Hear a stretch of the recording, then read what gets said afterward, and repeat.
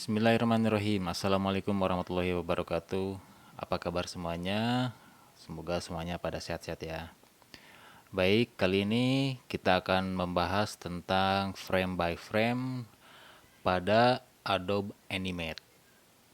Baik, tidak usah panjang-panjang, kita buat file baru dengan frame rate ganti menjadi 24 biar framenya sedikit. Lalu untuk ukuran framenya atau stage-nya kita pakai ukuran HD yang 1280720 pixel. Lalu klik create. Baik, kita akan membahas tentang frame by frame. Sebagai contoh, di sini timeline kita buat dengan durasi kurang lebih 10 detik aja ya. Atau ya 10 detik aja. Pertama kita buat frame by frame, kita buat rectangle. Ya. Lalu stroke-nya kita hilangkan dengan cara pilih selection tool, lalu kita pilih yang paling pinggir atau stroke, double klik saja biar terselect semuanya, lalu kita pilih delete. Baik, sekarang kita buat frame by frame nya seperti ini. Kita arahkan ke frame 10, klik kanan, insert keyframe atau short key nya kita bisa tekan F6 ya. Nah, lalu kita tekan tombol key pada keyboard, Q ya, pada keyboard. Lalu kita anchor point-nya kita arahkan ke sebelah ujung untuk yang pertama. Jadi gerakan yang pertama kita sebelah ujung, sebelah kanan bawah. Lalu arahkan ujungnya ke atas sebelah kiri sehingga icon atau kursornya berbentuk rotasi. Lalu tekan Ctrl. Nah, biar snap. Lalu kita lepaskan. Ya. Jadi kita punya dua gerakan. Nah, oke. Lalu kita pilih frame ke 20. Klik kanan, insert keyframe. Lalu kita arahkan anchor point-nya ke sebelah sini. Lalu kita tekan tombol Ctrl. Nah, jadi ketika kita men-play-nya, kita punya 3 gerakan. Oke. Berikutnya kita tambahkan lagi di frame ke 30, klik kanan, insert keyframe. Terus ulang dan ulang lagi sampai ke detik ketiga aja ya. Oke. Lalu kita arahkan lagi ke sini, ke yang paling bawah, lalu rotasikan, tekan Ctrl biar snap. Nah, baik. Terus kita ulangi lagi, terus diulang-ulang sampai kotak tersebut mencapai ke arah sini.